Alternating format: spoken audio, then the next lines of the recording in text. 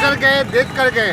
तो हमारे आपदा विभाग के तहत और हमारे एफिकोर संस्था के माध्यम से जो आपदा बचाव के ऊपर कार्य करती है, एफिकोर संस्था और अब सरकार के साथ मिलकर हम लोग जागरूकता अभियान कर रहे हैं, ताकि एक एक जनता और पब्लिक को पता चले कि भूकंप से बचाव केवल जागरूकता है।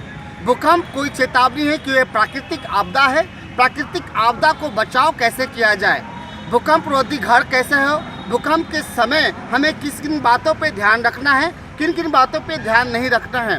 तो एफिकोर हमारी एक संस्था है जो न्यू दिल्ली की है और वो आपदा के ऊपर काम करती है, जो सरकार के साथ और समस्तीपुर जिला के हसनपुर प्रखंड के औरा और देवड़ा पंचायत में हम लोग काम करते हैं। हमारा टीम के कोऑर्डिनेटर श्री प्रमोद कुमार पाल जी, जो हम लोग को ट्रेनिंग के द्वारा माध्यम से हम लोग को सिखाते हैं कैसे जागरूक करें जनता को। अगर भूकंप आने की संभावना हो तो लोग कैसे सुरक्षा बचाव कर सकेंगे, कुछ पॉइंट बतावे। अब प्राकृतिक आपदा जब भूकंप आती है तो सबसे पहले आप गांव घर में देखेंगे कुत्ता या जानवर वो भौंकता है, उससे हमें एक इंडिकेटर मिलता है, जानकारी मिलती है कि कुछ प्राकृतिक आपदा आने वाली है।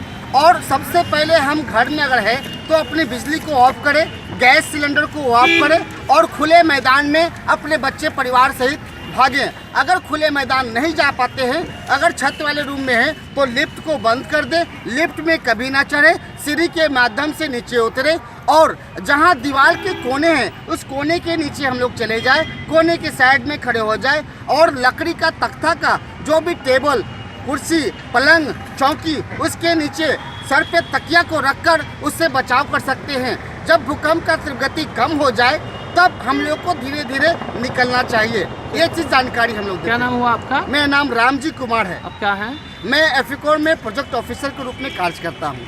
तो और ये से जो शिविर लगाया गया, इससे दूर दूर देहात से आए हुए लोग भी इसका जो है जानकारी ले रहे हैं कि कैसे भूकंप और आए तो वो कैसे